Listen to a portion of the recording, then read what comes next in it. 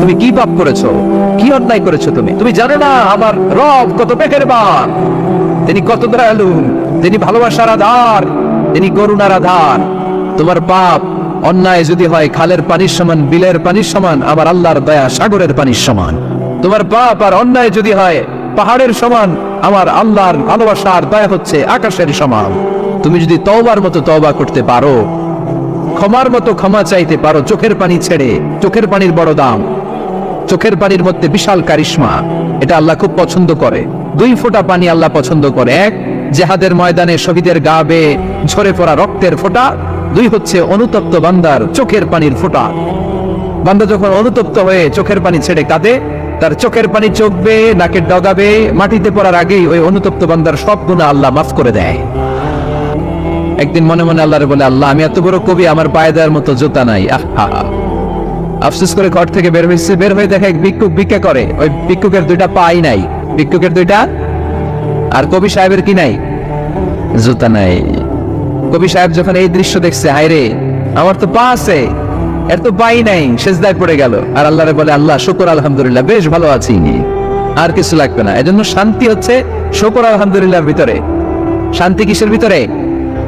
শুকর আলহামদুলিল্লাহর ভিতরে। এজন্য আওয়াজ করে পড়েন আলহামদুলিল্লাহ।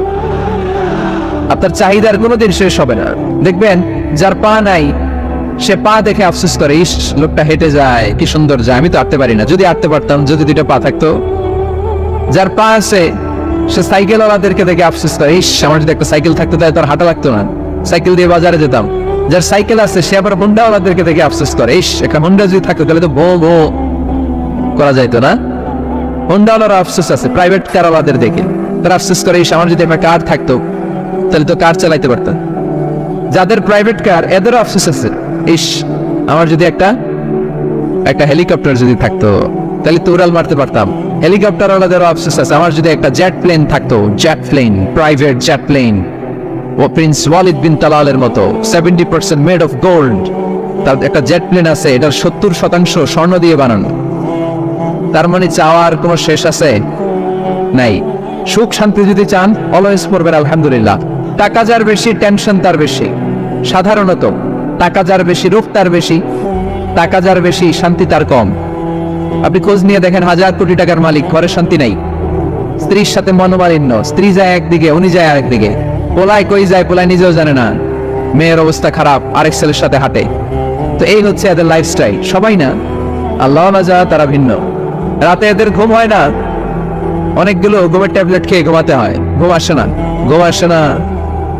কিন্তু রিক্সাওয়ালা, কুলিওয়ালা, দিনমজুর, এদের রোগবালাই আছে? কথা বলেন। খাওয়ার সমস্যা আছে, ঘুমের সমস্যা আছে, শুইলেই ঘুম আসে, যেখানে রাইত ওইখানেই ঘুমাইতে দেরি, নাক ডাকতে দেরি হয় না, ওর নাকের ডাকের আওয়াজে ট্রাকের ইঞ্জিনও ফেল। শান্তির ঘুম। এই জন্য সবসময় শান্তি খুঁজতে হবে। শান্তি দেওয়ার মালিককে। আল্লাহ তুমি এই দেশটাকে শান্তিময় করো। আসলে আমরা সরাসরি কোরআন থেকে শুনি, কারণ কোরআন থেকে শুনলে বরকত বেশি না কম? আরো জোরে বলেন, বেশি না কম? এটা এমন একটা কিতাব যে কিতাবে কোনো ভুল নাই। আছে সন্দেহ? আছে সংশয়? আছে? মুত্তাকিনদের জন্য এই বইটারে হেদায়েতের কিতাব করে নাজিল করলো কে? যালিকাল কিতাবু লা রাইবা ফি হুদাল লিল মুত্তাকিন। This is the book, the most authentic and original book in the world, whereof there is no doubt in it and a guidance to those who are muttaqin. এটা এমন বই যে বইয়ে কোনো ভুল নাই, কোনো সন্দেহ নাই, কোনো সংশয় নাই। মুত্তাকিনদের জন্য এই বইটারে হেদায়েতের কিতাব করে পাঠালো কে?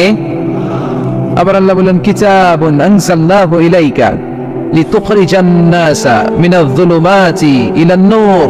নবী হে, এই কিতাবকে আমি নাজিল করেছি অন্ধকারাচ্ছন্ন মানুষগুলোকে আলোর পথ দেখাতে, বামপন্থী গুলারে ডানপন্থী বানাতে, জাহান্নামী গুলারে জান্নাতি বানাতে।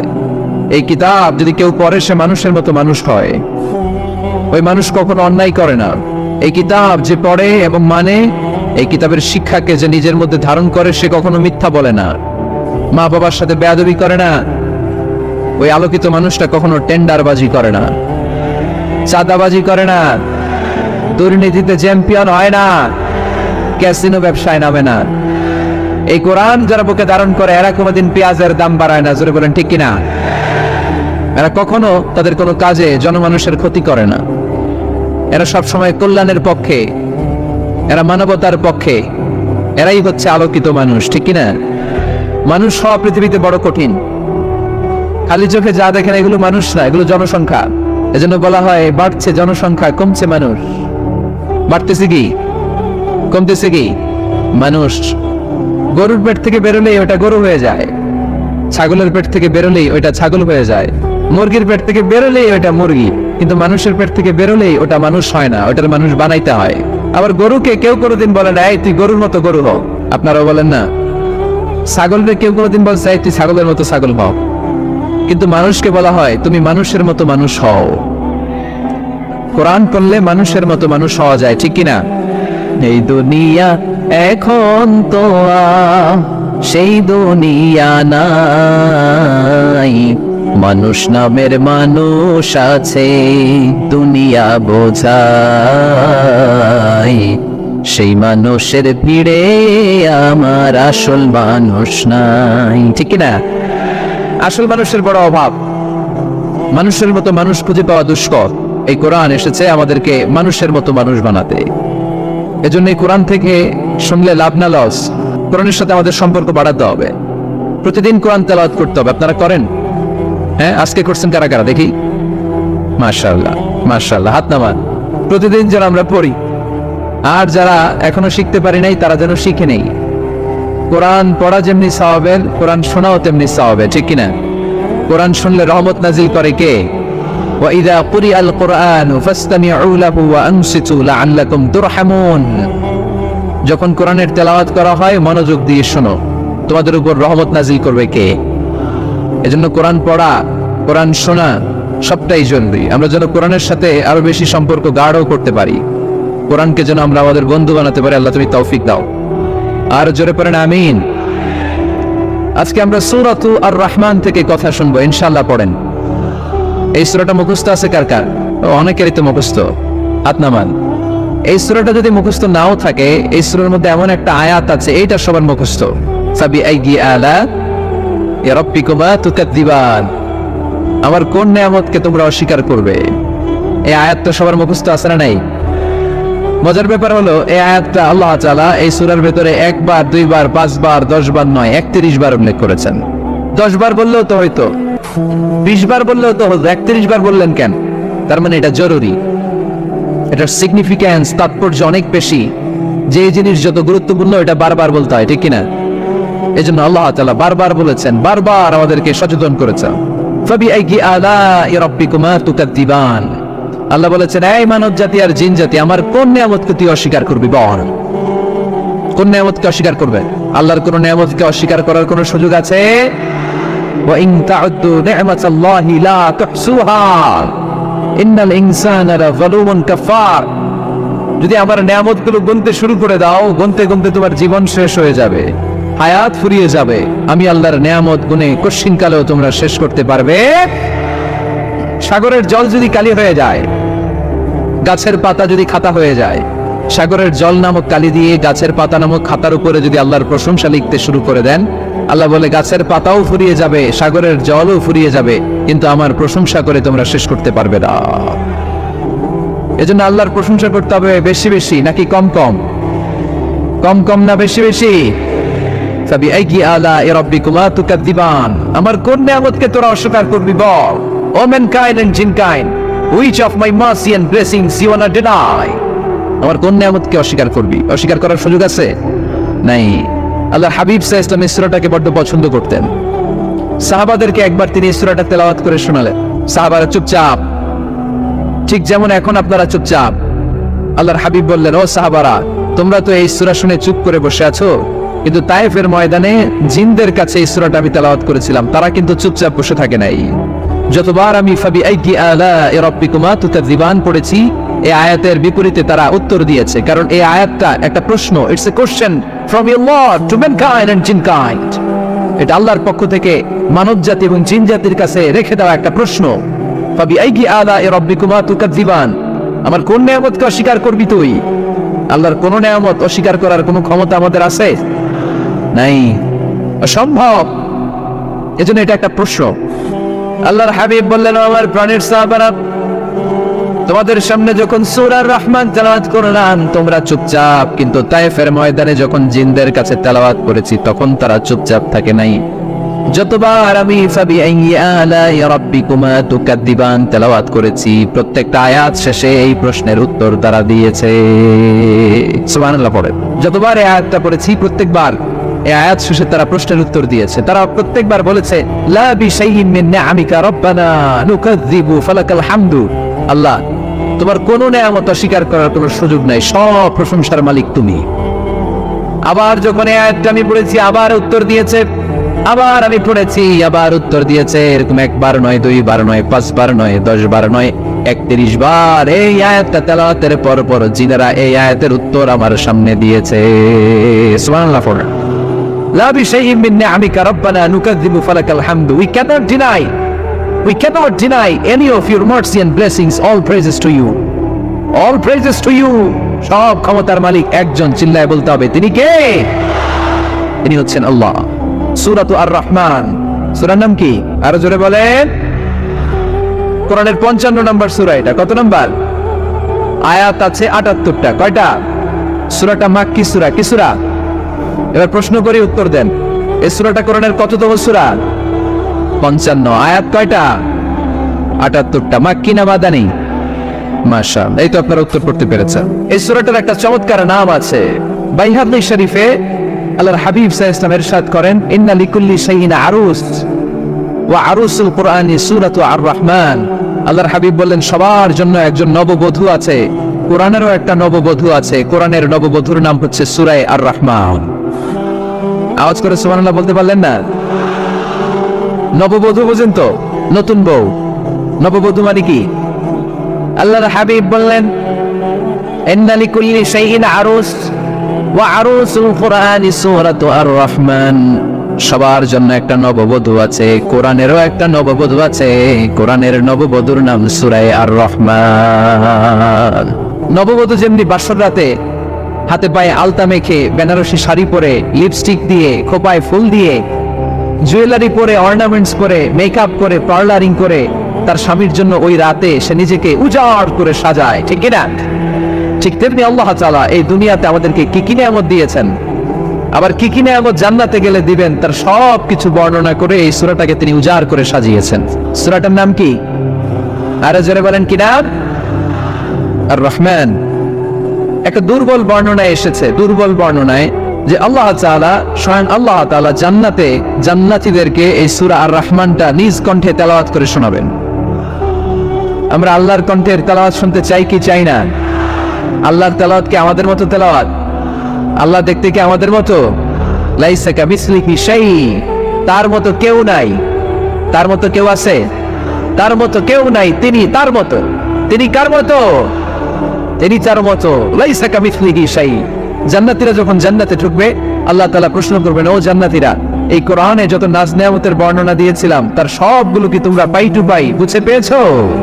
জান্নাতীরা বলবে পেয়েছি। হঠাৎ এক জান্নাতি হাত তুলে বলবে, আল্লাহ একটা জিনিস তো পাই নাই।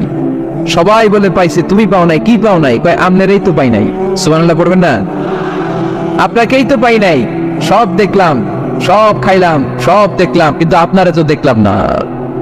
আল্লাহ তাআলা তখন বিশাল জান্নাতের এক কনফারেন্স রুমে সবাইকে বসিয়ে আল্লাহর দিদার মানুষকে দেখাবেন। আল্লাহ তাআলা তার গোপন সৌন্দর্যকে সেদিন জান্নাতীদের সামনে প্রকাশ করে দিবেন। আল্লাহর হাবিব বসবেন ওই কনফারেন্স রুমে সবার সামনে। আল্লাহর হাবিবের পেছনে বসবে অন্যান্য নবীরা, তারপরে শুহাদা, সালিহিন, আউলিয়া সবাই বসবে। ওই জান্নাতের কনফারেন্স রুমে আমরাও যেন বসার জায়গায় পাই, আল্লাহ তুমি তৌফিক দিয়ে দিও। আল্লাহ তাআলা অনেকগুলো নূরের পর্দার পেছন থেকে নূরের ঝলকানি মারবেন। ওই ঝলকানি এক মুহূর্তের জন্য দিবেন। এক মুহূর্ত। কয় মুহূর্ত? 70,000 নূরের পর্দার কথা বলা হয়। এই বর্ণনাটাও দুর্বল। পর্দা আছে কিন্তু কয় হাজার জানে কে? আল্লাহ। ওই পর্দা সরিয়ে আল্লাহ তাআলা সৌন্দর্যের বা নূরের ঝলকানির এক আলোকচ্ছটা জান্নাতীদের সামনে তুলে ধরবেন এক মুহূর্তের জন্য। কয় মুহূর্ত? আলোকচ্ছটা দিয়েই আবার নাই, আবার সরাই ফেলবে। ওই এক মুহূর্ত দেখে জান্নাতীরা পাগল হয়ে যাবে, অপলক নেত্রে তাকিয়ে থাকবে। এইভাবে চোখের পলক ফেলবে না, চোখ মেলে তাকিয়ে আছে। কিন্তু সামনে কিন্তু আল্লাহর নূর আর নাই, কারণ ওইটা আসছিল কয় মুহূর্তের জন্য? এক মুহূর্ত পরে নাই। কিন্তু কি যে দেখলাম, কত সুন্দর কোটি কোটি বছর এরকম অপলক নেত্রে জান্নাতীরা তাকিয়ে থাকবে। ইন্নাল্লাহা জামিলুন ইউহিব্বুল জামাল, আল্লাহ নিজে সুন্দর, সৌন্দর্যকে পছন্দ করেন। আল্লাহর চাইতে সুন্দর কিছু হতে পারে? চিল্লায় বলেন পারে? পৃথিবী সুন্দর, মানুষ সুন্দর, আসমান সুন্দর, জমিন সুন্দর, সুন্দরে সুন্দরে পাল্লা। জানি না কত সুন্দর তুমি আল্লাহ, জানি না কত সুন্দর তুমি আল্লাহ। সুবহানাল্লাহ পড়ে। আল্লাহ তাআলা তার সৌন্দর্যকে সেদিন জান্নাতীদের সামনে তুলে ধরেন।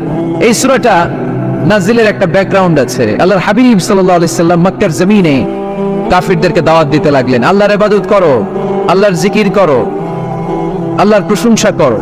এরকম দাওয়াত দিতে দিতে কিছুদিন পরে বিষ্ণু ইসলাম বলতে শুরু করলেন, রহমানের ইবাদত করো, রহমানের জিকির করো, রহমানের পায়ে সেজদায় লুটিয়ে পড়ো। তখন কাফেররা প্রশ্ন শুরু করে দিল, মুহাম্মদ এতদিন বলতে আল্লাহ, এখন কইতেছে রহমানের কথা, আসলে কোনটা? আল্লাহরে তো আমরা চিনি, রহমানরে তো আমরা চিনি না। আল্লাহর দাওয়াত দিচ্ছ, আল্লাহর গুণগান গাইছো, আল্লাহকে আমরা চিনি জানি, কিন্তু রহমানটা আবার কে? সে আবার কবে আসলো, কোত্থেকে আসলো, কবে থেকে আছে, কতদিন থাকবে? রহমানরে তো আমরা চিনি না। ওরা রহমান চিনে না। এজন্য আল্লাহ তাআলা রহমানকে চিনায় দেওয়ার জন্য আর রহমান নামে একটা সূরাই নাজিল করে দিলেন। وَإِذَا قِيلَ لَهُمُ اسْجُدُوا لِلرَّحْمَنِ قَالُوا وَمَا الرَّحْمَنُ, যখন তাদেরকে বিশ্বনবী বললেন রহমানের পায়ে সেজদা দাও, রহমানের জন্য সেজদায় লুটিয়ে পড়ো, قَالُوا وَمَا الرَّحْمَنُ, তারা বলল রহমানটা আবার কে? রহমানকে আল্লাহ চিনি, রহমানরে তো চিনি না। এখন রহমানকে এটা চিনানোর দরকার আছে না নাই? রহমানকে এটা চিনানোর জন্য আল্লাহ তাআলা আর রহমান নামে কোরআনে একটা সূরা নাজিল করলেন। চিল্লায়ে পড়েন আল্লাহু আকবার। কাফেরদেরকে জানানোর জন্য রব্বুল আলামিন সূরা আর রহমান নাজিল করলেন আর বললেন, আর রহমান আল্লামাল কুরআন খালাকাল ইনসান আল্লামাহুল বায়ান। দয়াময় রহমান শেখালেন কোরআন, বানালেন ইনসান, শেখালেন বায়ান। দয়াময় রহমান শেখালেন কোরআন, বানালেন ইনসান, শেখালেন বায়ান। দয়াময় রহমান শেখালেন কোরআন, বানালেন ইনসান, শেখালেন বায়ান।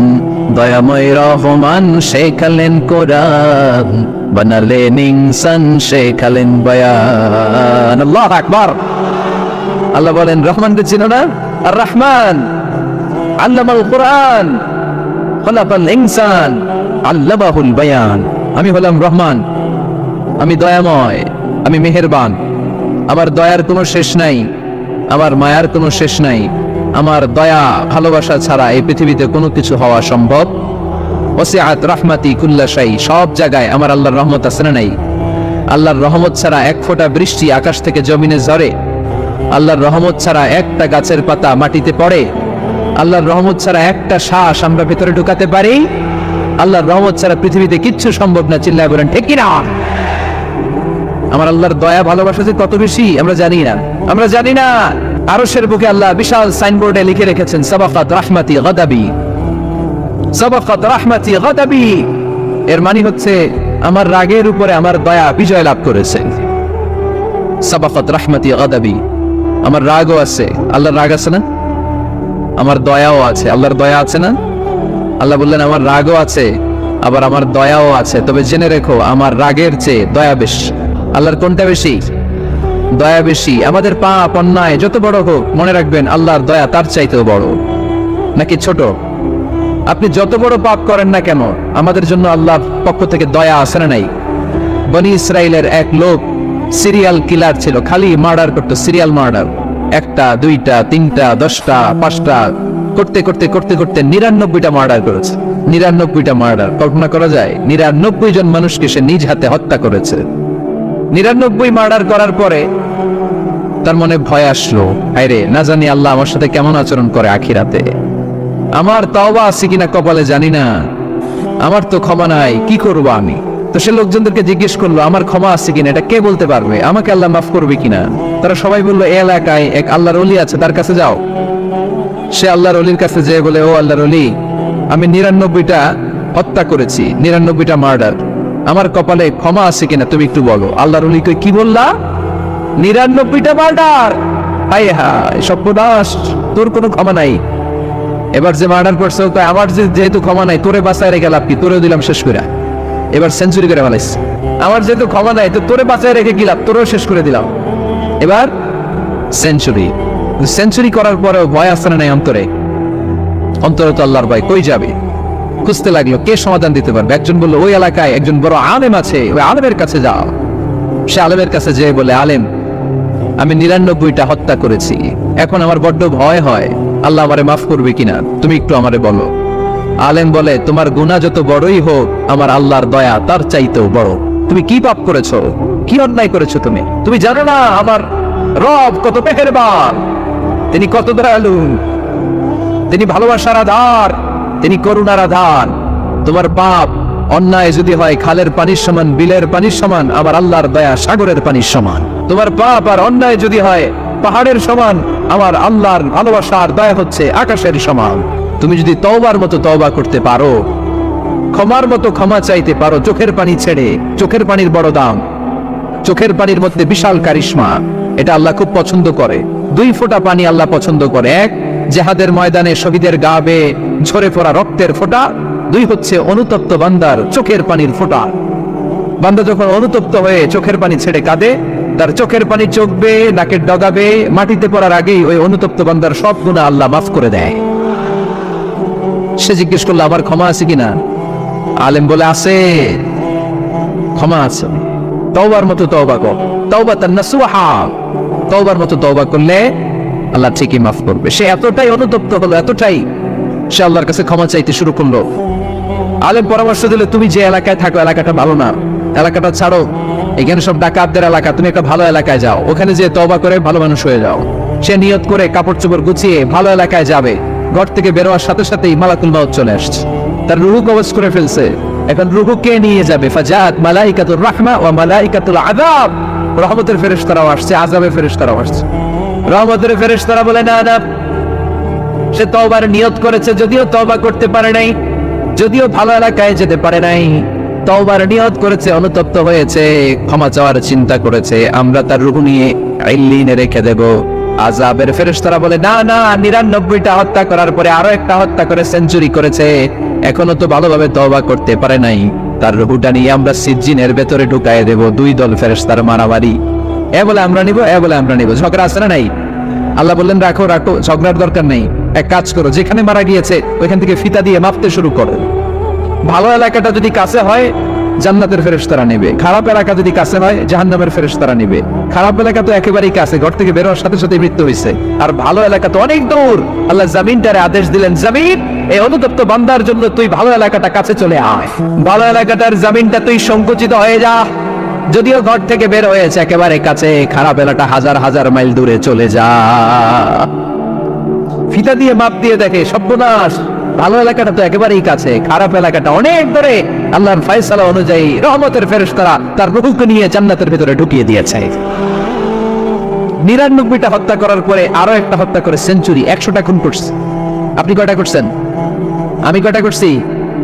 তো 100টা খুন করে যদি ও মাফ পেতে পারে, আমার আল্লাহর কাছ থেকে আমরা কি ক্ষমা পেতে পারি না? ওর পাপের কাছে আমাদের পাপ কি? কয় ওয়াক্ত নামাজ ছাড়ছেন আপনি? কয়টা মিথ্যা কথা বলছেন? কতবার ঘুষ খাইছেন? কত টাকা সুদে লাগাইছেন? কত অন্যায় করছেন? কত জুলুম করেছেন? মনে রাখবেন, আপনার পাপ, আপনার অন্যায়, আপনার জুলুম যত বড় হোক না কেন, আমার আল্লাহর দয়া তার চাইতেও বড়। এজন্য আল্লাহ নিজের পরিচয় দিয়ে বললেন, আর রহমানু আল্লামাল কুরআন ফালাকাল ইনসান আল্লামাহুল বায়ান। আমি রহমান, আমি দয়ার সাগর। আমি কি? আল্লাহ তুমি দয়ার সাগর, রহমানুর রহিম, তোমার দয়ায় পূর্ণ আমার সারা নিশিদিন,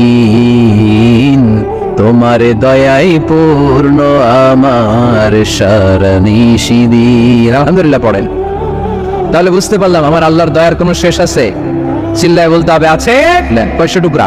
100 টুকরা করে 99 টুকরা দয়া ভালোবাসা আল্লাহ তাআলা নিজের কাছে রেখে দিলেন, আর 1 টুকরা দয়া আর ভালোবাসা আল্লাহ তাআলা গোটা বিশ্বের সবার মাঝে ভাগ করে দিলেন। আমরা সবাই মিলে পাইছি কয় টুকরা ভালোবাসা? উনি রেখে দিয়েছেন কয় টুকরা? ওই 1 টুকরার কিছু অংশ আমিও তো পাইছি, তাই না? আপনি পেয়েছেন, আমরা সবাই পেয়েছি, গোটা বিশ্বের সবাই, আদম আলাইহিস সালাম থেকে শুরু করে কিয়ামত পর্যন্ত যারা আসবে, এসেছিল এবং এখন আছে, সবাই মিলে কয় টুকরা? ওনার কাছে কয় টুকরা? কিন্তু এই এক টুকরা যে আমরা সবাই ভাগে যোগে পাইলাম, আমাদের ভালোবাসার নমুনা দেখছেন? একজন আরেকজনের ভালোবেসে বলে আত্মহত্যা করে ফেলে, আছে না নাই? সালমান শাহ মারা গেছে, এই দেশের কয়েকটা মেয়ে গলায় রশি দিয়ে আত্মহত্যা করছে, শুনছেন? অমুক সেলিব্রিটির কি হয়েছে, ছাদ থেকে লাফ দিয়ে পরে মাথা ফাটাই ফেলছে। ভালোবাসা আছে না নাই? যারে ভালোবাসে তার নাম আবার ছেলেরা হাতের মধ্যে কেটে কেটে লেখে। শরীয়তপুরে এগুলো নাই আলহামদুলিল্লাহ, প্লাস দিয়ে লেখে, প্লাস। ধরেন আব্দুল্লাহ প্লাস শামিমা, তো এ প্লাস এস, রক্ত দিয়ে লেখে, রক্ত। আমি অবাক হই, নিডল সুই দিয়ে কেটে কেটে লেখে আব্দুল্লাহর এ প্লাস শামিমার এস। কি ভালোবাসা! এক ভাগ ভালোবাসার ছিটে ফোটা সবাই মিলে পাইছে। এইটা ঠেলা যদি এরকম হয়, তাহলে যিনি 99 ভাগ ভালোবাসা রেখে দিয়েছে তার ভালোবাসা বেশি না কম? দেখেন, ছোট্ট বাচ্চাটা রাতে খেতে চায় না, মা যদি বলে খাও, বলে না, খাবো না। আব্বু অফিস থেকে আসুক, আব্বুর কোলে বসে বসে আব্বু আর আমি একসাথে খাবো। এই ছোট্ট বাচ্চাটা কিছু বোঝে না, কিন্তু তারপরও তার বাবার জন্য ভালোবাসা তার হৃদয়ে ঢুকাই দিছে কে? আপনাদের এলাকায় মুরগি পাবেন না আপনারা? মুরগি যখন বাচ্চা নিয়ে হাঁটে, দেখবেন মুরগি ছানা ধরা যায় না। ধরতে গেলে মা মুরগিটা কি করে? কামড় দিতে আসে। এই ছোট্ট বাচ্চাগুলোর জন্য মা মুরগিটার হৃদয়ের ভিতরে ভালোবাসা ঢুকাই দিল কে? আমি পত্রিকাতে এমনও দেখেছি, বন্যায় এক মা পানি খেতে খেতে খেতে খেতে খেতে খেতে মরে গিয়েছে, কিন্তু শিশুটাকে একটা বালতির মধ্যে চাপিয়ে মাথায় তুলে ধরে রেখেছিলেন। মা পানি খেতে খেতে নিজের জীবনকে বিলিয়ে দিয়েছে, কিন্তু বাচ্চাটা মরে নাই। বাচ্চার জন্য কি ভালোবাসা! এই ছোট্ট বাচ্চার জন্য মায়ের হৃদয়ে জান স্যাক্রিফাইসের মতো ভালোবাসা ঢুকাই দিল কে? আমাদের প্রতিদিনই ভালোবাসা, সকালে ভালোবাসা, বিকালে ভালোবাসা, সন্ধ্যায় ভালোবাসা, শীতকালে ভালোবাসা, গ্রীষ্মকালে ভালোবাসা। আমাদের ইসলামে শুধু ভালোবাসাবাসী, ঠিক কিনা? রাসূল আমার ভালোবাসা, রাসূল আমার আলো আশা, রাসূল আমার প্রেম বিরহের মূল আলোচনা, রাসূল আমার কাজে কর্মের অনুপ্রেরণা। চিল্লায় পড়েন আল্লাহু আকবার। আমাদের ভালোবাসার কোনো কমতি আছে? 24 ঘন্টা আমাদের ভালোবাসা আছে না নেই? 365-তে আমাদের ভালোবাসা আছে না নেই? এই জন্য আলাদা করে আমাদের কোনো দিন লাগে না বিশ্ব ভালোবাসা দিবস দরকার হয় না। যারা মাকে দেখতে পারে না, বাবারে দেখতে পারে না, এরা একদিনের জন্য মা বাবাকে উইশ করতে যায়, আর নাম দিছে বিশ্ব মা দিবস, বিশ্ব বাবা দিবস। কিছুদিন আগে দেখলাম বিশ্ব ডিম দিবস। আমি কি মিথ্যা বললাম? ছিল একটা বিশ্ব ডিম দিবস। কিছুদিন পরে বানাবে বিশ্ব বাঁশ দিবস, যে যারে বাঁশ দিতে পারে। এরপর একটা বানাইছে শুনলাম বিশ্ব চিন্তা দিবস। তো এটা কি দিবস? এই দিন আমরা সবাই মিলে চিন্তা করি যে আসলে আমাদের কি চিন্তা করা দরকার, আছে না নাই? তো এই যে ওরা বিশ্ব মা দিবস, international mother day, international father day, মা দিবস, বাবা দিবস বছরে একবার ওল্ড হোমে রেখে আসে, বৃদ্ধাশ্রমে। যেহেতু সারা বছর বৃদ্ধাশ্রমে, বছরে একদিনও যদি মারে স্মরণ না করি কেমন হয়? তো একদিন ওই মা দিবসে মারে একটা কার্ড দিয়ে উইশ করে আসে, কিছু টাকা দিয়ে আসে। ওদের তো মা বাবার প্রতি দয়া নাই, শ্রদ্ধা নাই, ভালোবাসা নাই। এজন্য ঘটা করে ওদের দিবস পালন করা লাগে। আমাদের 24 ঘন্টা 365 দিনই ভালোবাসা, তাই এই দিবস ফিবসের আমাদের দরকার নাই। চিল্লায় বলেন ঠিক কিনা? জন্মের পর থেকেই তো আমাদের ভালোবাসা, মৃত্যু পর্যন্ত ভালোবাসা, আমৃত্যু ভালোবাসা। এই জন্য বিশ্ব ভালোবাসা দিবস, এটা ইসলাম কখনো সাপোর্ট করে না। ভালোবাসার কেন্দ্রবিন্দু একজন, চিল্লায় বলতে হবে তিনি কে? 100 টুকরা করে আমাদেরকে দিয়েছেন কয় টুকরা? উনি রেখেছেন কয় টুকরা? দেখেন, এক টুকরা ঠেলায় বিশ্ব ভালোবাসা দিবস আমরা পালন করি। ভালোবাসার গান, ভালোবাসার নাটক, ভালোবাসার ফিল্ম, ভালোবাসার কবিতা, অভাব নাই। কত ভালোবাসার স্টোরি আপনারা জানেন, এত ভালোবাসা। কিন্তু সবাই মিলে ভালোবাসার এক অংশ আমরা ভাগে যোগে পেয়েছি। এক অংশের নমুনা যদি এমন হয়, 99 টুকরা ভালোবাসা যিনি রেখে দিয়েছেন নিজের মধ্যে, তার ভালোবাসা বেশি না কম? চিল্লায় বলেন বেশি না কম? এজন্য আমরা আল্লাহর ভালোবাসার ভিখারি, আমরা আল্লাহ তাআলার রহমতের ভিখারি। আল্লাহর রহমত ছাড়া কেউ কোনোদিন জান্নাতে যেতে পারবে? কোনোদিন নিজের আমল নিয়ে বড়াই করবেন না। আপনার কি ভাবেন যে আপনার আমল দিয়ে আপনি জান্নাতে যাবেন? শরীয়তপুরের আজকের এই প্যান্ডেলে যারা বসে আছেন, কার এরকম ভরসা আছে যে হুজুর আমি এত আমল করেছি, আমার আমলের বদৌলতে আমি জান্নাতে ঢুকবো? কে কে আছেন দেখি আল্লাহর ওলি? আছে এরকম কোন আল্লাহর ওলি? নাই। আল্লাহর হাবিব বললেন, আল্লাহর রহমত ছাড়া, ভালোবাসা ছাড়া কেউ কোনোদিন জান্নাতে ঢুকতে পারবে আম্মা জান আয়েশা বললেন, ইয়া রাসূলুল্লাহ, আপনিও না? আল্লাহর হাবিব বললেন, না আমিও না, তবে আল্লাহর রহমত আর দয়া সেদিন আমাকে ঘিরে রাখবে। মান নুকিশা উযিবা, যার হিসাব আল্লাহ সেদিন চাইবেন সে ধরা খেয়ে যাবে। সব সময় আল্লাহর কাছে এই দোয়াটা যেন আমরা করি, আল্লাহ কিয়ামতের দিন তুমি আমার হিসাব নিও না, আল্লাহ তুমি আমার বিচার বসিও না, আল্লাহ তুমি দয়া করে আমারে মাফ করে দিও। আল্লাহ যার বিচার করবেন ও জাহান্নামে যাবে, আর যার বিচার করবেন না সে জান্নাতে যাবে। আল্লাহ যদি বিচার করে আর পাই টু পাই হিসাব নেয়, নামাজ পড়লি না কেন, রোজা রাখলি না কেন, মিথ্যা বললি কেন, আপনি ভেজাল দিলি কেন, মাছে ফরমালিন দিলি কেন, যৌতুক খাইলি কেন, ঘুষ খাইলি কেন, উল্টাপাল্টা করলি কেন, জিনা করলি কেন, একটার পর একটা প্রশ্ন বানে যদি সেই ভয়ঙ্কর দিনে আল্লাহ আমাদেরকে জর্জরিত করে, আমাদের কোনো উত্তর আছে? সেদিন আমাদের বাঁচার কোনো উপায় আছে? তাই আমরা সবাই আল্লাহর কাছে দোয়া করবো, আল্লাহ কোনো বিচার টিচার মানি নাও, কোনো বিচার করতে পারবো না, দয়া করবা। এবার আওয়াজ করে বলেন, বিচার চান না দয়া চান?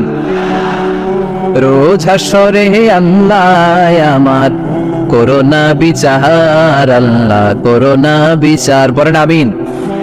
রোজ হাসরে আল্লাহ আমার করোনা বিচার, আল্লাহ করোনা বিচার, বিচার চাই না তব দয়া চাহে এ গুনাহগার, আল্লাহ করোনা বিচার, পড়েন আমিন।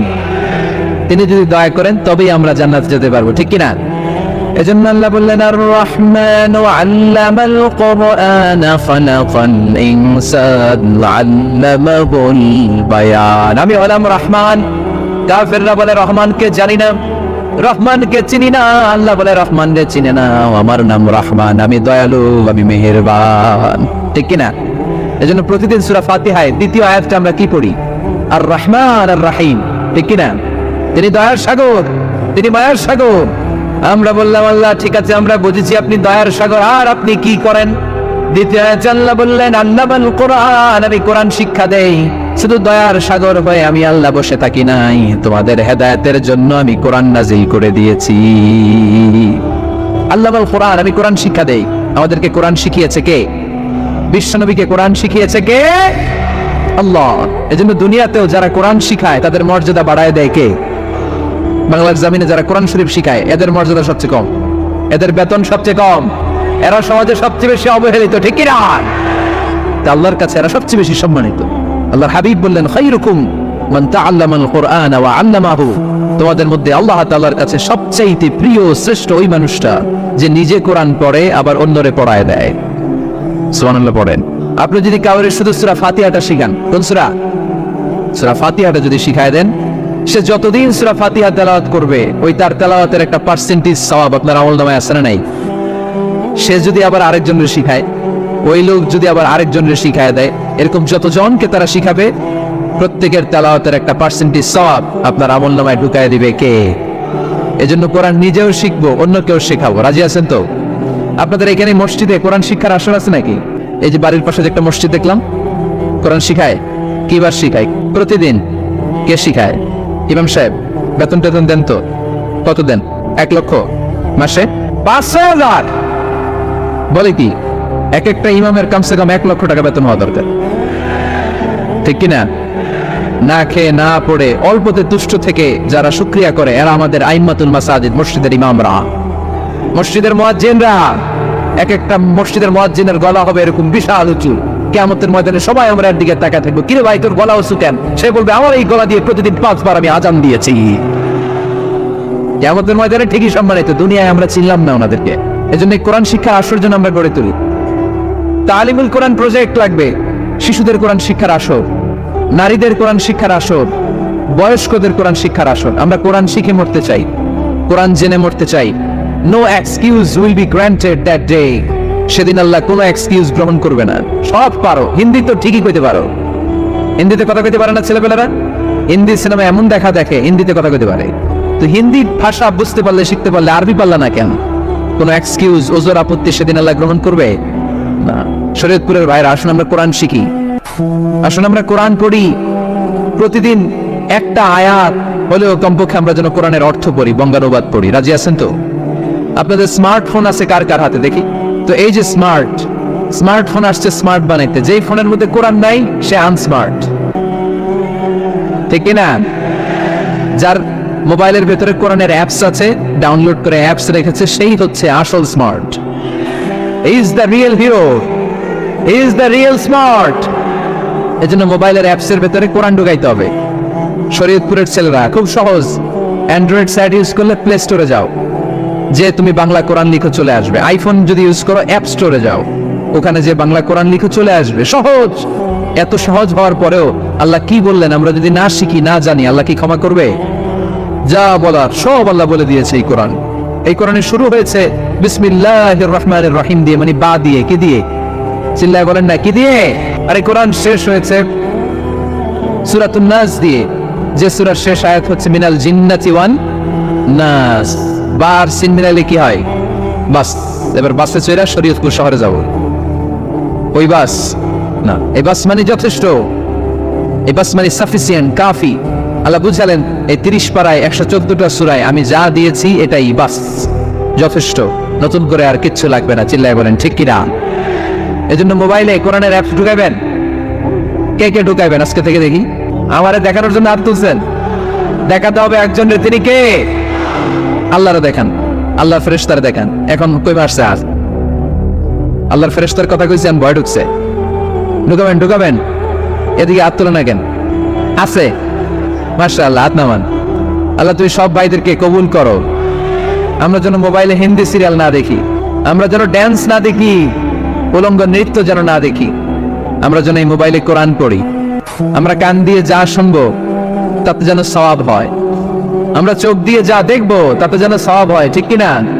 যেন কানে শুনি সদা তোমার কালাম, এ খোদা চোখে যেন দেখি শুধু কোরআনের আয়াত। শোনো আমার মুনাজাত, শোনো শোনো ইয়া ইলাহি আমার মুনাজাত, শোনো আমার মুনাজাত। পড়েন আমিন।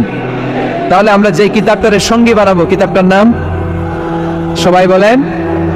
আমরা যে কিতাবটারে বন্ধু বানাবো, এই কিতাবটার নাম, এটা আল্লাহর কিতাব। এই কিতাব সংরক্ষণের দায়িত্ব নিয়েছে কে? এই কিতাবকে কেউ ধ্বংস করতে পারবে? এই কিতাবের পিছু লেগে কেউ সুবিধা করতে পারবে? এই কিতাবের তাফসীর কেউ বন্ধ করতে পারবে না, অসম্ভব। কোরআনের কথা ছড়িয়ে পড়বে যুগ থেকে যুগ, যুগান্তরে, দেশ থেকে দেশ, দেশান্তরে। ঠিক কি না? যেমন কিতাব, এই কিতাবের পিছু লেগে লাভ নাই। এই কিতাবের বাণী ছড়িয়ে পড়বে গোটা বিশ্বময়। অনেক অনেক ষড়যন্ত্র করেছে এই কিতাবকে ধ্বংস করে দেওয়ার। আমাদের এই খোদ ভারতবর্ষে ষড়যন্ত্র হয়েছিল। ব্রিটিশরা যখন চলে গিয়েছিল, ওরা প্ল্যান করেছিল এই কিতাবকে কি করে আমাদের থেকে ডিটাচ করা যায়, কেমন করে আলাদা করা যায়। এর একটা কমিটি করে দিয়েছে। আপনারা গবেষণা করে দেখেন এই ভারতবর্ষ থেকে কেমন করে কোরআন দূর করা যায়। তারা বুদ্ধি করে বলল এক কাজ করি, কারণ তাদের কোরআনের কপিগুলো মসজিদ থেকে বের করে আমরা আগুন দিয়ে জ্বালাই দিব, তাইলেই কোরআন শেষ। কোরআনের কপি যদি আগুন দিয়ে জ্বালায় দেওয়া হয় তাহলে তার পৃথিবীতে কোরআন থাকবে না? না থাকবে? যদি আগুন লেগে ধ্বংস হয়ে যায়, ধ্বংস হয়ে যায়, যদি আগুন লেগে যায়, পুড়ে যায় পৃথিবীর সব বইয়ের দোকান, বিশ্ব থেকে হারাবে না পবিত্র কোরআন, বিশ্ব থেকে হারাবে না পবিত্র কোরআন। ঠিক কিনা? পরে দেখলো না রিসার্চে গন্ডগোল আছে, অ্যানালাইসিস ভুল। আবার নতুন কমিটি পাঠালো তারা ইংল্যান্ড থেকে, 33 সদস্য বিশিষ্ট কমিটি। তারা এসে গবেষণা করে দেখলো না, এই কোরআন আগুনে জ্বালাই দিলে কোরআন দূর হবে না। কারণ আমরা ভারতবর্ষের এফসখানাগুলোতে যে দেখেছি, ছোট্ট বাচ্চারা মাথা দুলিয়ে দুলিয়ে কোরআন পড়ে। কোরআন তারা শুধু কাগজেই লিখে রাখে না, সিনার ভিতরে গেঁথে রাখে। ওই কোরআন মুসলমানদেরকে শিখিয়েছে কে? সে আল্লাহ বললেন আর রহমানু আল্লামাল কুরআন খালাকাল ইনসান আল্লামাহুল বায়ান। আল্লাহ বললেন আমি মেহেরবান, আমি কোরআন শিখিয়েছি। আমরা বললাম আল্লাহ আর আপনি কি করেন? আল্লাহ বলেন খালাকাল ইনসান, আমি মানুষ বানিয়েছি। সুবহানাল্লাহ পড়েন। আমাদেরকে তৈরি করেছে কে? জোরে বলতে হবে কে? মানব সৃষ্টির 3টা পদ্ধতি কোরআনে পাওয়া যায়। পদ্ধতি নাম্বার 1, বাবাও নাই মাও নাই। এই পদ্ধতিতে আল্লাহ কাকে বানাইছে বলেন? আদম আর হাওয়া আলাইহিস সালাম, এদের বাবা মা ছিল। 2 নম্বর পদ্ধতি হচ্ছে মা আছে কিন্তু বাবা নাই। এই পদ্ধতিতে আল্লাহ কাকে বানালেন? ঈসা আলাইহিস সালাম। 3 নাম্বার পদ্ধতি হচ্ছে মাও আছে বাবাও আছে। এই পদ্ধতিতে আল্লাহ কাদেরকে বানিয়েছেন? আমাদেরকে বানিয়েছেন। তাহলে পদ্ধতি কয়টা? 3টা। আদম আলাইহিস সালামকে বানানোর পদ্ধতিও 3টা। প্রথমে আল্লাহ তিন লাজিব এঁটেল মাটি নিলেন, তারপর নিলেন হামাইম মাসনুন কাদামাটি, তারপরে এটারে বানালেন ঠনঠনে শুকনো মাটি। সাইয়েদনা আদম আলাইহিস সালামের অবয়ব তৈরি করলেন 60 হাত লম্বা করে। সাইয়েদনা আদম আলাইহিস সালামকে যখন আল্লাহ বানিয়েছেন কয় হাত লম্বা? সহিহ বুখারীর বর্ণনা, লাম্মা খালাকাল্লাহু আদামা ওয়া কানা তুলুহু 60 যিরাআন। আল্লাহ তাআলা যখন আদম আলাইহিস সালামকে বানালেন 60 হাত বা 60 গজ লম্বা করে বানালেন। আপনারাও যারা জান্নাতে যাবেন 60 হাত লম্বা হয়ে জান্নাতে ঢুকবেন। সুবহানাল্লাহ পড়বেন না? আদম আলাইহিস সালামকে বানালেন। আবার মায়ের পেটে যে আমরা বড় হলাম, এখানেও আমাদের 3টা ক্যাটাগরি, 3টা ধাপে তিনি আমাদেরকে বানালেন।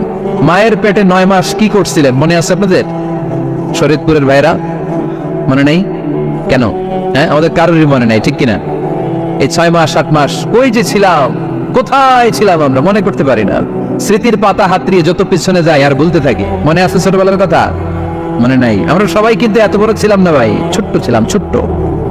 মায়ের জরায়ুর দেয়ালের মধ্যে লেপ্টে ছিলাম নুতফা, আলাকা, মুদগা, sperm drop, blood clot and the little flesh. ছোট্ট নাপাক পানি ছিলাম। ওইটার আল্লাহ বড় করতে আরম্ভ করলেন। বড় করতে করতে রক্তপিণ্ড বানালেন। রক্তপিণ্ড থেকে আল্লাহ গোশতপিণ্ড বানালেন। আমরা প্রত্যেকে এরকম একটা গোশতের টুকরা ছিলাম। এটার ভিতরে আল্লাহ কঙ্কাল ঢুকালেন, আমার স্কেলিটন, আমার কঙ্কালটা, আমার অবয়বটা ঢুকালেন। তারপরে আবার গোশত দিয়ে প্যাকেট করলেন, তার উপরে আবার চামড়ার প্যাকেট পরাই দিলেন। পড়েন সুবহানাল্লাহ। এরপরে 9 মাস পরে এই পৃথিবীর বুকে স্মুথলি আমাকে আসার সুযোগ দিলেন কে?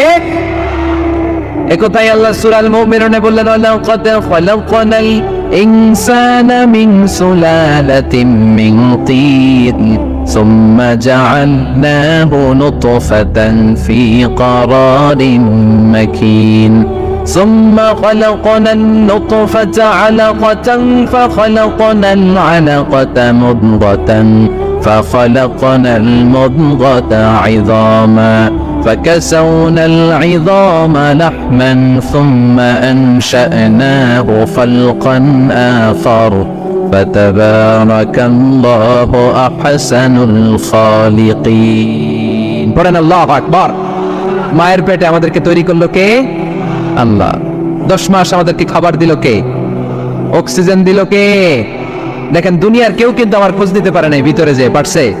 ওই গোপন জায়গায় একজন আমার রিজিক দিত। তিনি কে? আমার নাভির সাথে আমার মায়ের জরায়ুর একটা কানেকশন ছিল। ওই একটা লাইন দিয়ে আমাদের সবাইকে আল্লাহ খাবারের ব্যবস্থা করেছেন, পানির ব্যবস্থা করেছেন, বাতাসের ব্যবস্থা করেছেন। দুনিয়ায় আসার সাথে সাথে দুনিয়ার মানুষরা ওই খাবারের লাইনটা কেটে দেয়, ঠিক কিনা? শরীয়তপুরে বোধহয় রেখে দেয়। কি করে? এটা দেখবেন সিজার করার পরে বাচ্চাদেরকে বের করে কেচি দিয়ে, যারা সিজার করে ডাক্তাররা কি করে? কেটে দেয়। বাচ্চার পা ধরে মাথাটা নিচু করে নিতম্বের মধ্যে থাপ্পড় মারে কয়েকটা, তারপরে বাচ্চা ওয়া ওয়া করে কেঁদে ওঠে, ঠিক কিনা? আমরা আমাদের কানে শুনি ওয়া ওয়া, আসলে সে আল্লাহর কাছে কেঁদে কেঁদে ফরিয়াদ জানায়, বলে আল্লাহ 9 মাস 10 মাস মায়ের পেটের ভেতরে ছিলাম, কেউ তো খোঁজ খবর নিল না। তুমিই তো আমার এই নাভির সাথে মায়ের জরায়ুর একটা লাইন দিয়ে, ওই এক লাইনে খাবার, এক লাইনে পানি, এক লাইনে বাতাস ঢুকিয়েছো। 9টা মাস এই খাবারের লাইন আমার ঠিকঠাক ছিল, আমার টেনশন ছিল না। দুনিয়ার বুকে আসার সাথে সাথেই, এদের সাথে আমার কি শত্রুতা আমি জানি না, আসার সাথে সাথে আমার খাবারের লাইনটা কেটে দিস। আল্লাহ একটা মাত্র খাবারের লাইন ছিল, মানুষগুলো কেটে দিল। আমি এখন কি খাবো? আমি এখন যাবো কই? আল্লাহ বলে কাঁদিস না, 8 মাস যেমনি খাওয়াইছি এখনো খাওয়াবো। সুবহানাল্লাহ পড়েন। খাবারের একটা লাইন ছিল, কেটে দিয়েছে। ওই একটার বিপরীতে তোর মায়ের বুকের ভেতরে এখন খাবারের 2টা লাইনের ব্যবস্থা করে দিলাম। খালাকাল ইনসান, তিনি মানুষ বানিয়েছেন, মানুষের যা দরকার তার ব্যবস্থাও করে দিয়েছেন। চিল্লায় বলেন ঠিক কিনা? এজন্য আল্লাহ বললেন আর রহমানু আল্লামাল কুরআন খালাকাল ইনসানা আল্লামাহুল বায়ান। আমি মেহেরবান, আমি তোমাদের কোরআন শিখিয়েছি, আমি মানুষ তৈরি করেছি, আমি তোমাদেরকে ভাষা শিক্ষা দিয়েছি। সুবহানাল্লাহ পড়েন। আল্লামাহুল বায়ান, আমি তোমাদেরকে বয়ান শিখিয়েছি। এই যে আমরা বয়ান করি, আমাদের যে ভাষা, এই ভাষা কার দান? আমাদের বাংলা ভাষা কার দান? পৃথিবীতে অনেক ভাষা আছে, একটা ভাষার প্রকাশভঙ্গির সাথে আরেকটার মিল নাই। একটার প্রকাশভঙ্গির সাথে আরেকটার মিল নাই। চাইনিজরা চাইনিজ ভাষায় কথা বললে ইংরেজরা কিচ্ছু বুঝে না, ইংরেজরা বললে আরবরা বুঝে না, আরবরা বললে মালায়রা বুঝছে না, মারায়রা বললে আফ্রিকানরা বুঝে না। সুবহানাল্লাহ পড়েন। আমি অনেকদিন দেশের বাইরে থাকি, 10 বছরেরও বেশি আমি পড়াশোনা করি, এখনো পিএইচডি করি। তো মিশরে যখন আমি পড়াশোনা করতাম তখন দেখতাম এক এক ভাষায় এক একজন কথা বলে। আমরা বাঙালিরা যদি কোনো কথা বলে হাসাহাসি করি, হেসে হেসে আমরা কুটি কুটি হয়ে যাচ্ছি, মরে যাচ্ছি, কিন্তু ওরা হাসে না, বিদেশিরা, ওরা বোঝে নাই তো। আবার ওরা যখন কথা বলে হাসে, আমরা কিছুই বুঝি না। সুবহানাল্লাহ পড়বেন না? ওইটা বাদ দেন, আমাদের বাংলাদেশে আসে, আমাদের বাংলাদেশে এক এক জেলার সাথে আরেক জেলার ভাষার ভিন্নতা আছে না নাই? সুবহানাল্লাহ পড়বেন না? ঢাকার ভাষার সাথে ফরিদপুরের ভাষার অমিল, সিলেটের অনেক অমিল, চট্টগ্রামের অমিল আছে না নাই? সবচেয়ে বেশি অমিল সিলেটে আর চট্টগ্রামে, ঠিক কিনা? ওনাদের ভাষাগুলো এমন, শুনলে বোঝার উপায় নেই যেটা বাংলা ভাষা না অন্য ভাষা, কিন্তু প্রত্যেক আঞ্চলিকতায় একটা মাধুর্যতা আছে না নেই? আল্লাহ পাক এই কোরআনের মধ্যে আঞ্চলিকতার দাম দিলেন। হিশাম বিন হাকিম বিন হিজাম কোরআন থেকে তেলাওয়াত করতে শুরু করলেন। এই তেলাওয়াত শুনে সাইয়েদনা ওমর ফারুক ওনার ঘাড় ধরে টেনে বিশ্বনবীর কাছে নিয়ে আসলেন। ওমর ফারুক বললেন, ইয়া রাসূলুল্লাহ, দেখেন হিশাম বিন হাজিম কেমন করে কোরআন পড়ে, দেখেন ভিন্নভাবে কোরআন পড়ে। আপনি শিখাইছেন একভাবে, ও পড়ে আরেকভাবে, ওর বিচার করেন। আসলে আরেকভাবে পড়ে নাই, অন্য আঞ্চলিকতায় পড়েছে। যেমন আমরা পড়ি ওয়াদ-দুহা ওয়াল-লাইলি ইযা মা ওয়াদ্দাআকা রাব্বুকা ওয়া মা ক্বালা ওয়ালাল আখিরাতু খায়রুল লাকা মিনাল উলা। কিন্তু কোরআনের আরেকটা লাহাজা বা আরেকটা পড়ার পদ্ধতি আছে যেখানে ওনারা পড়ে ওয়াদ-দুহা ওয়াল-লাইলি ইযা সাজা মা ওয়াদ্দাআকা রাব্বুকা ওয়া মা ক্বালা। সুবহানাল্লাহ পড়বেন না? হাশিম বিন হিকাম এরকম বাঁকা করে পড়ছিলেন। ওমর ফারুক বাঁকাটা শিখেন না, উনি শিখছিলেন সোজা। ওমর ফারুক আবার সোজা সাপটা পছন্দ করতেন। সুবহানাল্লাহ পড়েন। বিশ্বনবী বললেন, হিশাম বিন হিজামকে তুমি ছাড়ো। বললেন, হিশাম তুমি কিভাবে পড়েছো? হিশাম বলে, আমি এইভাবে পড়েছি। বিশ্বনবী বললেন, হাকাযা উনজিলাত, এভাবেও নাজিল হয়েছে, সমস্যা নাই। ওমর তুমি কিভাবে পড়েছো? ওমর বললেন, আমি তো এইভাবে শিখেছি। বিশ্বনবী বললেন, এভাবেও নাজিল হয়েছে, সমস্যা নাই। উনজিলাল কুরআনু আলা সাবআতি আহরুফ ফাকরাউ মা তায়াসসারা মিনহু। আরবি ভাষা একটা, কিন্তু এর মধ্যে আঞ্চলিকতা আছে 7টা। এই 7টা আঞ্চলিকতা দিয়ে কোরআন নাজিল করেছে কে? এজন্য আঞ্চলিকতার মর্যাদা আল্লাহ কোরআনেও দিলেন। এজন্য বললেন, আর রহমানু আল্লামাল কুরআন খালাকাল ইনসান আল্লামাহুল বায়ান। আমি মেহেরবান, আমি কোরআন শিখালাম, আমি মানুষ বানালাম, আমি তোমাদেরকে ভাষা শিখালাম। সুবহানাল্লাহ পড়েন। এরপর আল্লাহ বললেন, আশ-শামসু ওয়াল কামারু বিহুসবান ওয়ান নাজমু ওয়াশ-শাজারু ইয়াসজুদান। সুবহানাল্লাহ। আশ-শামসু ওয়াল কামারু বিহুসবান, চাঁদ আর সূর্য আমি তৈরি করেছি তোমাদের হিসাবের জন্য। হিসাব আছে না নাই? কতদিন এক বছর আপনাদের শরীয়তপুরে? 365 দিন। এটা তো সোলার ইয়ারের হিসাব বললেন, মানে সৌর বৎসর। আর চান্দ্র বৎসরে 354 বা 55 দিন। তাহলে এই সূর্য আর চাঁদ, চাঁদ আর সূর্যকে আল্লাহ এই মহাবিশ্বে দিয়েছেন হিসাবের জন্য, ঠিক কিনা? আল্লাহর হাবিব বললেন, সুমু লিরুইয়াতিহি ওয়া আফতিরু লিরুইয়াতিহি। চাঁদ দেখে রোজা রাখো, আবার চাঁদ দেখে রোজা ভাঙো। আমরা রমজান শুরু করি কি দেখে? জোরে বলেন। ঈদ শুরু করি কি দেখে? চাঁদের পালকি চড়ে আসলো সবার ঘরে, চাঁদের পালকি চড়ে আসলো সবার ঘরে, আসলো খুশির ঈদ, বলো ঈদ মুবারক, ঈদ মুবারক, ঈদ মুবারক ঈদ। সবাই পড়েন, বলো ঈদ মুবারক, ঈদ মুবারক, ঈদ মুবারক ঈদ। সুবহানাল্লাহ পড়েন। আশ-শামসু ওয়াল কামারু বিহুসবান। সূর্য চন্দ্রের গায়ে লাগে না, চন্দ্র সূর্যের গায়ে লাগে না। কোনদিন কি দেখেছেন সূর্য আর চন্দ্র ধাক্কা লাগছে? দিনের ভেতরে রাত ঢুকে গেছে, রাতের ভিতরে দিন ঢুকে গেছে, এরকম কি কখনো হয়েছে? সবকিছু একজনের আইন মানে, চিল্লায় বলতে হবে, তিনি কে? এরপর আল্লাহ বললেন, ওয়ান নাজমু ওয়াশ-শাজারু ইয়াসজুদান। আকাশের তারকাজি আর বৃক্ষমালা একজনকে সিজদা করে, তিনি কে? আকাশের তারাগুলো আল্লাহর সিজদা করে, কিন্তু আমরা আল্লাহর সিজদা করতে চাই না। গাছগুলো আল্লাহর জিকির করে, কিন্তু আমরা জিকির করতে চাই না, ঠিক কি না? অস্ট্রেলিয়ার সিডনি শহরে একটা জঙ্গল আছে। ওই জঙ্গলে একটা গাছ আছে, গাছ, ওই গাছটা টু দ্য ডাইরেকশন অফ কেবলা, কেবলামুখী হয়ে মানুষের মতো রুকু করে আছে একটা গাছ। সুবহানাল্লাহ কইতে বলেন না? ক্যালেন্ডারে দেখা যায়, পত্রিকায় দেখা যায়, গাছ রুকু করে আছে। আমরা রুকু করি না, আমরা সিজদা করি না। কিয়ামতের দিন আল্লাহ বলবে, আমার সিজদা দিয়ে দেখা। আপনারা যারা নামাজ পড়েছেন, সিজদা দিয়েছেন, তারা আল্লাহু আকবার বলে সিজদায় লুটিয়ে পড়বেন। আর যারা নামাজ পড়ে নাই, তারা শত চেষ্টা করেও তাদের পিঠকে বাঁকা করতে পারবে না। এজন্য 5 ওয়াক্ত সালাত জামাতের সাথে পড়ার দরকার আছে না নাই? আজকের এই মাহফিলটা তখনই সফল হবে যখন আমরা এই ওয়াদা করতে পারবো যে জীবনে কোনোদিন নামাজ ছাড়বো। প্রথম 8 জন মক্কায় যারা কালিমা পড়ে মুসলমান হয়েছে তাদের একজন, তার স্ট্যাটাসটাকে জেনে নেন। তো তিনি যখন মক্কা থেকে হিজরত করে মদিনায় গেলেন, মনে রাখবেন মক্কা থেকে যে সাহাবার বাড়িঘর ছেড়ে হিজরত করেছে তাদেরকে বলে মহাজির, মানে হিজরতকারী সাহাবা। আর মদিনাতে যে সমস্ত সাহাবারা তাদেরকে রিসিভ করেছেন তাদেরকে বলে আল আনসার, মানে সাহায্যকারী সাহাবা। তো যারাই হিজরত করে মক্কা থেকে মদিনায় যেত, বিষ্ণু ইসলাম মদিনার কোন সাহাবীর সাথে তার ভাই পাতিয়ে দিতেন, আল মুআফাত, ব্রাদারহুড করে দিতেন, দায়িত্ব দিতেন যে তুমি এই সাহাবীকে দেখবে। তো আব্দুর রহমান ইবনে আওফ রাদিয়াল্লাহু তাআলা আনহু যখন হিজরত করে গেলেন, তার দেখভাল করার জন্য যে সাহাবীর দায়িত্ব পড়ল তার নাম হচ্ছে সাআদ ইবনে রাবিয়া, আনসারী সাহাবী রাদিয়াল্লাহু তাআলা। বিষ্ণু বললেন, সাআদ, আব্দুর রহমান ইবনে আওফ তোমার ভাই, ভাই বানিয়ে দিলেন। কি বানিয়ে দিলেন? তুমি তাকে টেক কেয়ার করবে, সে হবে তোমার মেহমান। সুবহানাল্লাহ। সাআদ ইবনে রাবিয়া রাদিয়াল্লাহু তাআলা আনহু তিনি আব্দুর রহমান ইবনে আওফকে ডেকে নিয়ে গেলেন, ঘরে নিয়ে গেলেন মেহমানকে, এবং বললেন, ইয়া সাআদ ইন্নী আকসারুল আনসারি মালান। এ সাআদ, তুমি চিন্তা করো না, তুমি মনে করো না যে তোমার ভরণ পোষণ দিতে আমার কষ্ট হবে। আমি মদিনার সবচেয়ে বড় বিজনেস ম্যাগনেট, সবচেয়ে বড় বিজনেস ম্যাগনেট আমি। No tension, don't worry about it, tension নিও না। আসো, তোমার জন্য আমার কি প্রপোজাল শোনো। ফাআকসিমু লাকা নিসফা মালি, আমার যত সম্পদ আছে আমি অর্ধেক তোমারে দিয়ে দিব। সুবহানাল্লাহ। তো আসতে আপনার বাড়িতে কেউ মেহমান হলে করতে পারবেন এরকম? আল্লাহ, কেমন প্রেরণার বাতি ঘর তারা। ফাআকসিমু নিসফা মালি, আব্দুর রহমান ইবনে আওফ, আমার অর্ধেক সম্পদ তোমারে দিয়ে দিব। এখানেই শেষ না, এরপর বলতে লাগলেন, আমার অনেকগুলো স্ত্রী আছে, তুমি কোথায় যে মেয়ে খুঁজবা, প্রস্তাব দিবা, এত ঝামেলার দরকার নেই। আমার কোন স্ত্রীকে তোমার ভালো লাগে বলো, তার যদি তোমাকে ভালো লাগে তাহলে প্রয়োজনে তাকে আমি ডিভোর্স দিয়ে দিব, তাকে নিয়ে তুমি সুখের সংসার করবা। আল্লাহু আকবার, আল্লাহু আকবার। অর্ধেক সম্পদ দিয়ে দিব, আমার একাধিক স্ত্রী আছে, কাউকে যদি তোমার পছন্দ হয় এবং সেও যদি তোমাকে পছন্দ করে প্রয়োজনে তাকে ডিভোর্স দিব। New life, new career, just go on. আমরা এই সুযোগ পেলে কি করতাম? সাথে সাথে অর্ধেক সম্পদ নিয়ে নিতাম, ঠিক কিনা?